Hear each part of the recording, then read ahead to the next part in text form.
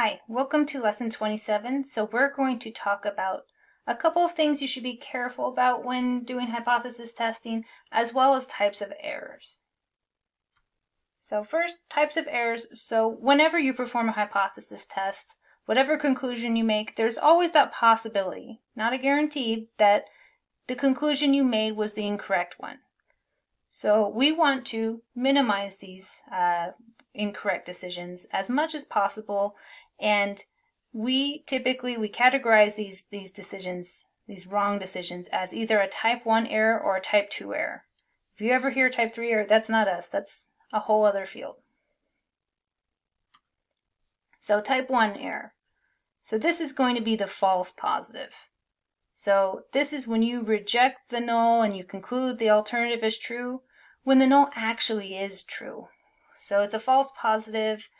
It's like sending an innocent person to jail. It's like if you were to take a COVID test and get a positive result, but you don't have COVID. That's the idea. There's the pregnancy example. This mustachioed individual is very not pregnant, and the doctor concluded they were pregnant. Right? So if you assume by default they're not pregnant, they rejected this and went with the alternative, which they shouldn't have done. So for me, it's easy for me to remember just type 1 error is the type of error you can make if you reject the null. If you reject the null, the only type of error you could have made was type 1. The opposite is true for type 2. So if you fail to reject the null, type 2 is the only error you could have made. It doesn't mean you made it, but it's the only error you could have made. So this is where you fail to reject the null when the null is actually not true. So it's a false negative. It's sending a guilty person free. If you were taking a COVID test, this would be somebody that has COVID getting a negative result, which is not good, right? So in this example, this is a very, very pregnant person, and the doctor is failing to reject the null that they're not pregnant and conclude that they are. So they're wrong in this case. And it totally depends on the scenario and the perspective, really, which type of error is worse. It really depends on the situation. So we have a couple of examples. This is the court case one is the one that if you search online, you're going to find the court case one, definitely. So we have a character, they're on trial for murder. By default, we're going to assume like not guilty, right? Because at least in the US, supposedly we're supposed to assume innocent until proven guilty. Does it always work that way? I don't know. Ideally, it's supposed to. So here, I made this table. It's split into, so here's reality. So if the person is guilty, they go in this column. If they're innocent, they go here. And then here's the verdict. So here's what they actually decide. So here, if they're guilty and the verdict is guilty, this is a correct decision. So the guilty person goes to jail or whatever it is. So usually we're happy with correct decisions. Similarly, if they are innocent and we say not guilty, this is a correct decision, right? So those two are our happy places. Then, so now I'm going to focus on this one. Suppose that they're innocent, but we say they're guilty. So what we did is we rejected the null and went with the alternative. So we rejected the null. That means the only type of error we could have made was type 1 error. And this is innocent goes to jail. Probably prison. If it's murder, it's probably prison. And then focusing on this cell here, in reality the person's guilty, but the verdict is not guilty. So we made an error here. Specifically type 2 error, right? Because they never actually concluded that the null wasn't true. So type 2 error. Oops.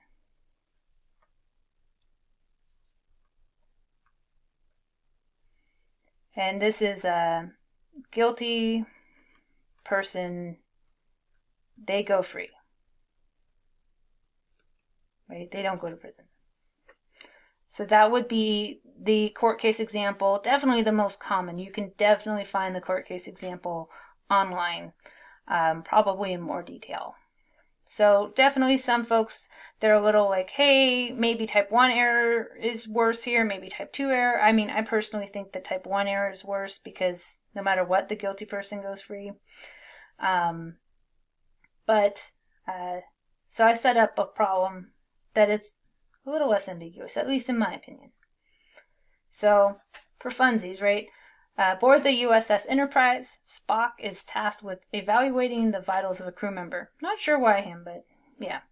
So by default, he's going to assume the crew member's alive. Because I don't know about you, I don't want to be working with anybody who assumes I'm dead by default, right? So my default is alive, right? And there's probably some form of measurement. I'm just writing alive. And if Spock decides that they're alive, they're going to try and revive them. But if Spock says no, they're dead, they're going to go ahead and incinerate the body, have a funeral. So those are our two possibilities. So I have it set up again, reality, and then Spock's verdict. So if they're dead and Spock says they're dead, like here, this is, well, it kind of sucks. This is a correct decision, right? You incinerate the dead person. I'm not going to draw a smiley face because they're still a dead person. But yeah, you get the idea. It's a correct decision. Next one, I'm going to go here. So if they're alive and Spock says they're alive, this is a correct decision. This one definitely gets a smiley face, at least from me. This is where we revive a living person. This is good news, right? Absolutely. Happy day. And then I'm going to go here next. So suppose the crew member is dead, but Spock concludes that they're alive. So he failed to reject the null, right? He started here and didn't manage to get here. That's the idea. So failed to reject, and it was wrong, right? So this is a type 2 error. So they try to revive a dead person, which is a bummer. Absolutely. My dad was a fireman, and I remember hearing all of the panels on here. I got to hear about a dead person. Of course, they didn't incinerate people. So then, the last one, and yes, you might notice, like, why did I leave this one for last? Suppose the crew member's alive, but Spock says, they dead. Uh-oh, right? First off, that's definitely an error. So they started here, but then they moved on to the alternative, so they rejected the null. This is a type 1 error, and it's a really bad error here, right? So here, they incinerate living person. This is not good, right? Not at all. So I can tell you what, I think type 1 error is worse here. Most people will agree with me. Oops. I always get, somebody who insists the other one's worse, but I would argue type 1 error in this scenario is worse. Okay, so why am I bringing this type 1 error up? So when we choose our significance level, you can think of it as it's the probability of making a type 1 error. So if I were to take repeated random samples and use this significance level as my threshold and reject any null hypothesis where that p-value is smaller than the significance level, about, if I add alpha equal to 0.10, that means about 10% of the time that I do this, I would reject when I shouldn't. But note that type 1 error, oops, I can spell some days, type 1, type 2, they're very related. So if you increase your type 1, that decreases your type 2. But the opposite is true too. So if you decrease your type 1, that increases your chances of committing a type 2 error. So it definitely helps to have it kind of mapped out, like which type of error is one worse than the other. If so, try to minimize that type of error more. So absolutely, if you use a 0.10 for your significance level, that out of using the 0.01, 0.05, and 0.10, those are usually the three we use. That is the highest rate of type 1 error. However, it has a lower rate of type 2. Type 1, with a 0.01, that makes your type 1 error smaller, but that makes your type 2 higher. Most people tend to sit in this happy middle place. 0.05 is in between. It's kind of like 95% confidence intervals.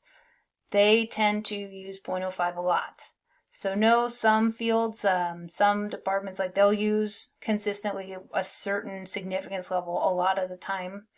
And some of it's backed by some sort of like science or knowledge of type 1 error. But a lot of it's just established norm. Over a long period of time, a lot of people use 0.05. And I don't know. Let's look back here. So here, making a type 1 error was incinerating a living person. So for me, if alpha is 0.10, that means 10% of the time that Spock says that someone's dead, they're actually alive. I don't know about you. I'm not letting him anywhere near me, right? Like, way too high for me. And if you even put it so at 0.05, that's still 1 in 20 that Spock is saying is dead is actually alive. And I don't know about you, that's still really high for me. So if I had to go with one of the three, I would go with 0.01. In reality, you're going to want to probably make it smaller if you could. You don't really like incinerating living people at all. But yeah, so it's going to definitely depend. What are the consequences of making a type 1 error? In this scenario, the consequences are pretty high. In other scenarios, they're not as steep. But if suppose you were doing like COVID testing, a type 1 error would be a false positive. So it would be saying someone has COVID when they don't. What is the consequence of that? It might not be much, versus if a type 2 error is failing to catch, you get a negative result when you actually have COVID. So totally depends on the scenario. So absolutely, the consequences of your types of error influence like what you're going to do here as far as assigning your significance level. Also know that we'll use 0.05 by default anytime it's not actually written out somewhere in the problem. If we don't have it written in the problem, use 0.05. If it's written in the problem, use whatever's written. So a couple of other limitations. So looking at, so it's really important, where did our data come from? It's really important that our sample is as close to like a miniature of the population as possible. But if you didn't use random sampling and you didn't use like randomized, random assignment of treatments and didn't have replication, you might have very biased results. So it might be really hard to actually make conclusions about the population or about whether or not A caused B to change. If the sample size is too small, this is hard too. It might be that the sample can't represent the population because it's too small. If it's so small that the central limit theorem doesn't kick in, then the whole test that we've been using isn't going to work very well. And you might have, you might be actually seeing big differences, but you may not have enough big differences to actually conclude like statistical significance that there's a difference from the mean or the claimed value. And what if it's really large? This is one of those things, we love big data sets, but if it's a really, really large sample, it is possible for you to find that yes, there is a difference. It is different than this mean, but it might be really, really close to that average. So it may not be meaningfully different. So that's something to watch out for. And then not meeting other conditions, it totally depends on what the scenario is, but a lot of times they tend to increase your type 1 error rate. Which, in general, we don't like increasing our types of error ever. So, statistical significance versus practical significance. I hinted at this in an earlier lesson. It's the idea that you might be able to say, hey, yes, statistically, like we say there is a difference.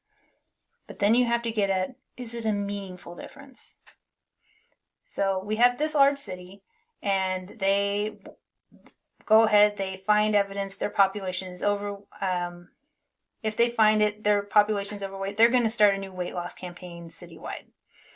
So they're saying, okay, well, if folks have a BMI above 24.9, this is overweight. So they randomly sample, check this out, 23,464 residents in a certain age group. That is an enormous sample. And so in that particular sample, they get an average BMI of 25.0. And then they have a population standard deviation as well. So they go ahead, they conclude there is very strong evidence the BMI is greater than 24.9. Very strong evidence, and in part because that sample size is so huge. The sample estimates the mean to be 25.0. This is one of those things, is it meaningfully different? Is 25.0 meaningfully different or practically different than 24.9? And chances are, I personally, I don't think there's a big difference between 24.9 and 25. So they are statistically significant results, but they're not meaningful. In one scenario, back in my undergrad, I was dealing with, there was a company that they went ahead and they had a program that was implemented in middle school, like girl PE classes. And they calculated, they wanted to see after they went through this program in this PE class, if it increased girls' self-esteem. And don't ask me, I have no idea how they measured self-esteem. But anyway, they get statistically significant results. They said, yes, absolutely, this shows on average it did increase their self-esteem. And the whole thing, it cost about, $10 million, this program. So then what they did is, well, how much did it increase it? And when they looked at it, it increased on average about 1% in self-esteem. So it came down to they needed to ask themselves, is it worth another 10 million? Yes, I increased the average by 1%, but is 1% so much that I want to invest more? So in their case, they're like, well, 1%, that's not useful to us. So they had statistically significant results, but not practically significant. So yes, here, in order to be statistically significant, it just means that, you know what, it was really unlikely that it occurred by chance if the null is true, so we had a small p-value. So literally it translates to small p-value. For practically significant, it means that the difference between the claimed value and what we saw in the sample is very meaningfully different.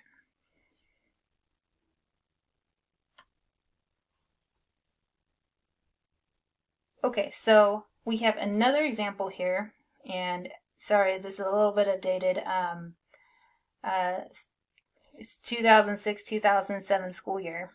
So it was reported by the College Board that the average annual cost of education at a private four-year college was $22,218. So suppose now time has changed. It's not 2006, 2007 anymore. Suppose that they go ahead, they take a random sample of 50 private four-year colleges, and they find the average cost to be $24,000 per year. And they give us a population standard deviation here. That's nice. So perform a test to answer the question. So like whether, so this implies like a yes/no type question, or if, that is another one. The cost of tuition for a private four-year university has increased. And honestly, that's what makes sense to me. I don't know about y'all. I've never attended a university that decreased its tuition, even during COVID. So just a point there. Fees, yes. Tuition, no. So, and then use a significance level of 0.05. So they do give us a significance level. So here, this kind of gets at right here, the question. So is the cost of average tuition for private four-year universities higher than, and then the amount. So is the mean or average tuition costs this year for all, so don't forget to put your population in here somewhere, for all private four-year colleges, I'm assuming probably in the US, is it higher than, and then the actual number? So $22,218.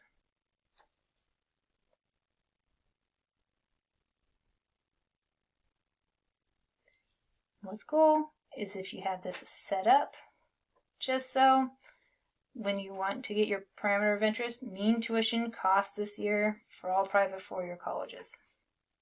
There you go. There's your parameter in words. So just to add,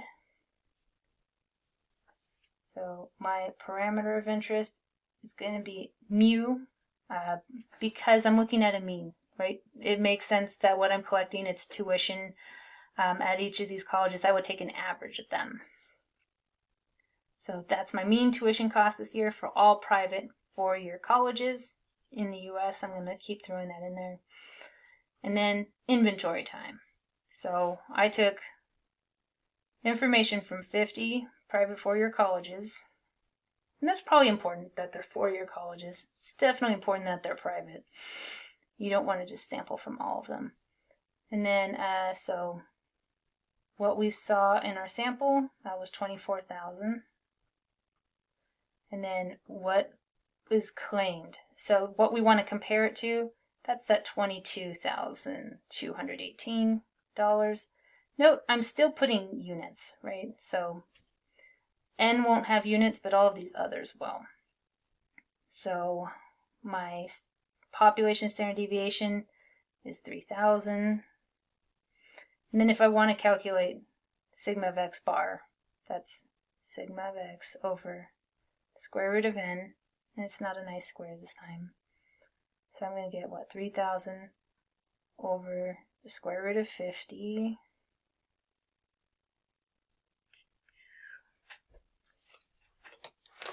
Had to throw this into a calculator. Sorry, this is not mental math that I am good at.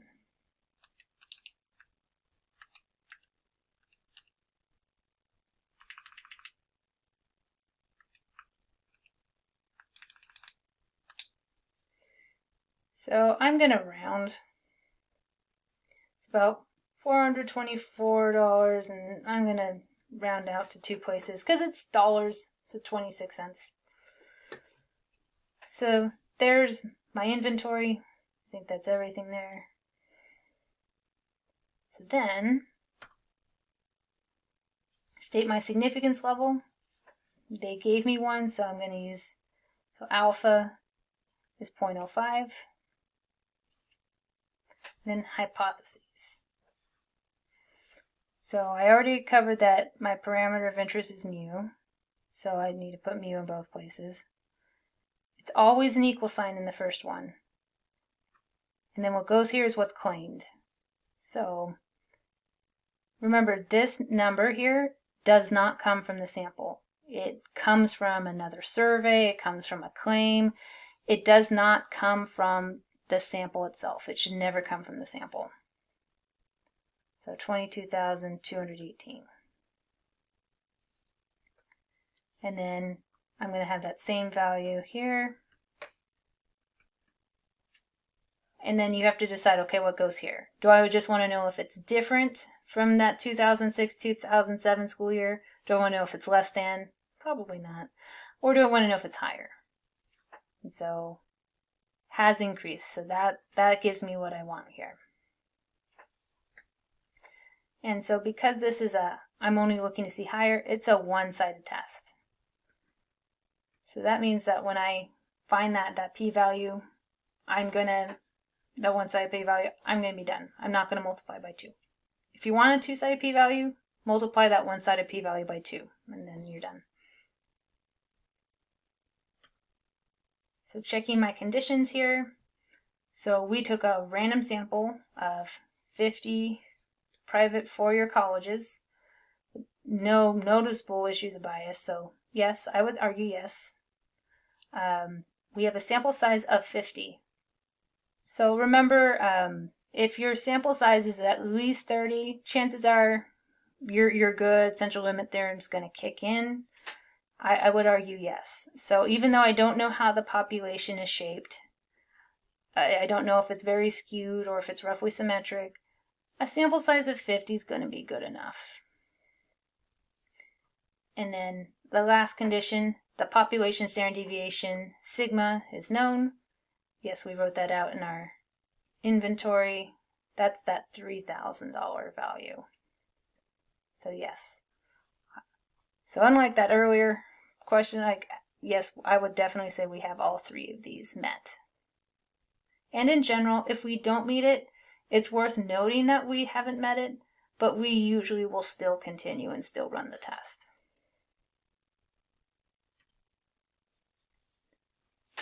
So 3,000 divided by square root of 50.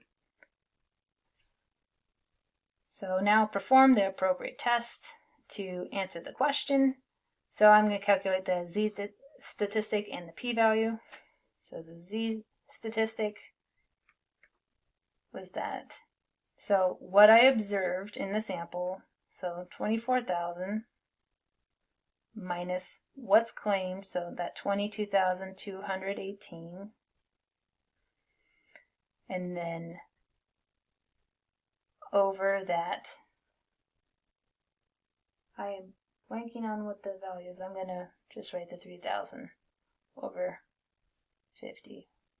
Oh, that 424.26. So 24,000 minus 2218 by 424.26. So I mean, depending on like where you did your rounding on the bottom, especially, I think you get about 4.2.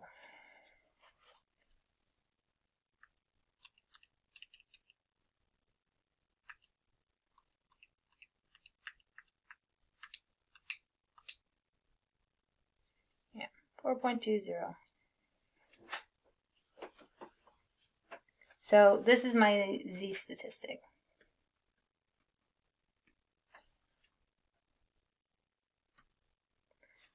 So a couple of things here. So if the null is true,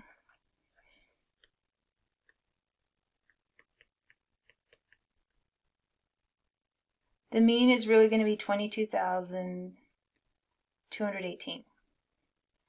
What we observed was 24,000. And we want to know if it's higher than the 22,000, so we're going to look for this area, this upper tail. So this means that when I calculate my z-score, so remember it's 0, and then 4.2 is out here, we want this area here. So basically what I want to do is 4.2 and find what this yellow area is. So things to note, so I'm going to erase this because it's in my way here. So probability, so note that it's going to give us the probability to the left, so the lower than. So I'm going to try finding that first. So I can break that into 4.2 and 0.00. And this is a doctored version of the Z table, but looking here, 0.349 is as high as this table goes, right? So if I had, this is Z, so 3.49, and it was, here it's 0.9998, so most of it to the left here, and 0.0002 to the right. Okay, that's not quite what I want. Let's say 0.42 is even further out here. So what I can argue is my one-sided p-value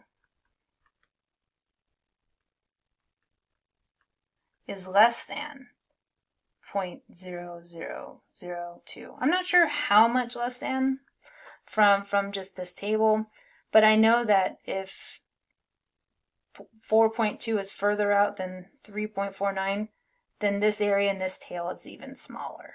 So my one-side p-value, it's small. It's less than 0.0002.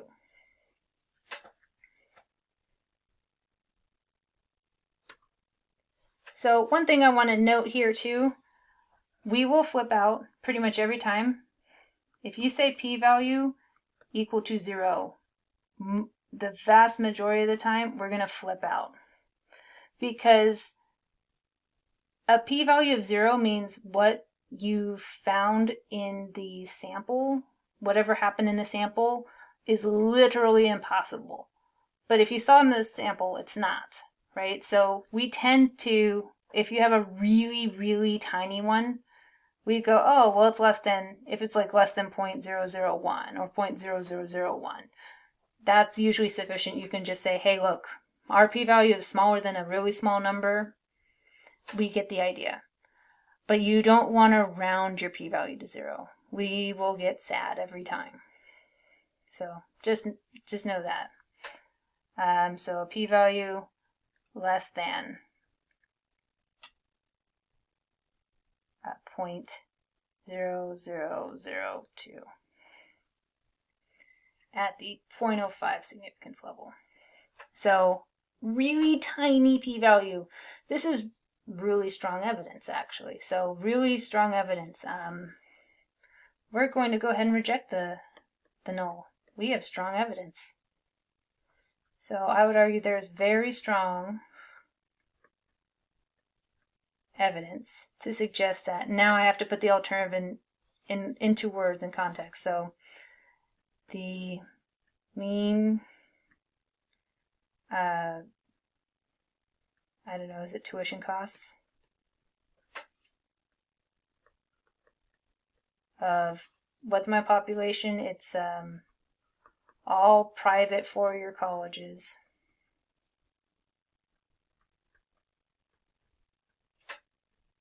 I'm going to assume in the U.S. Not all places have private colleges. So in U.S. This year, because that's kind of important, it's a different year, is higher. And then the amount, so it's than $22,218.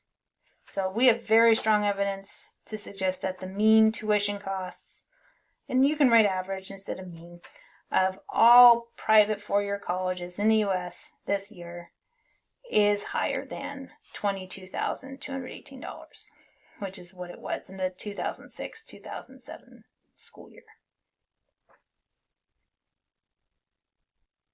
So yeah, I don't really draw that blank big enough here. So you're going to have to write into the next space. So this would be my two-part conclusion here for my hypothesis test. First part, we say whether or not we reject and why. So what's the p-value and what's the significance level. In the second part, we say how strong the evidence is, and then we say how strong the evidence is for the alternative. But you have to translate the alternative into like words and context.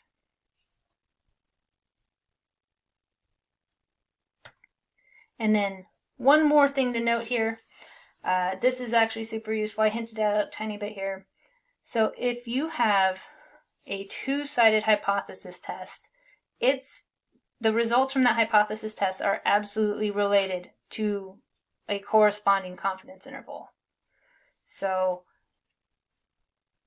here, if we have a confidence interval and it doesn't have the hypothesized or claimed value, so whatever mu naught is, then we don't think mu naught is plausible. So plausible, it's not just that like it's possible, but it's also, reasonably likely.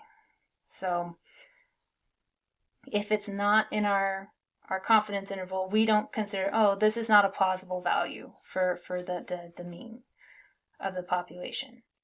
So they are related here. The two-sided hypothesis test will reject the null at the alpha significance level if you have if that value is not in there. So let me translate here. If so reject, I can spell. If you reject the null, mu naught is not in the confidence interval.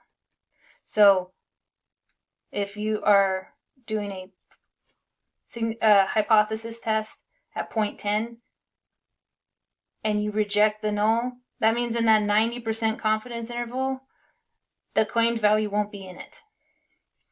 If you're doing a hypothesis test with a significance of 0.05, if the value of the claimed value is not in the 95% confidence interval, that means you would reject the null hypothesis. So if fail to reject null, and this goes both ways. So if fail to reject the null hypothesis, so mu is inside of the corresponding confidence interval. So that's the idea there. And we do have one example that we'll go through. So for this particular example, it's at a construction site where they are making wooden boards, and it's really, really important that, on average, each wooden board's about 120 inches. You don't want it to be too long, and you don't want it to be too short. Trust me, customers will get angry very quickly. So we have ourselves a two-sided test, a not equal sign here, and so mu is equal to 120 inches, so that's the claimed value, versus it's not equal. So it could be higher, it could be lower.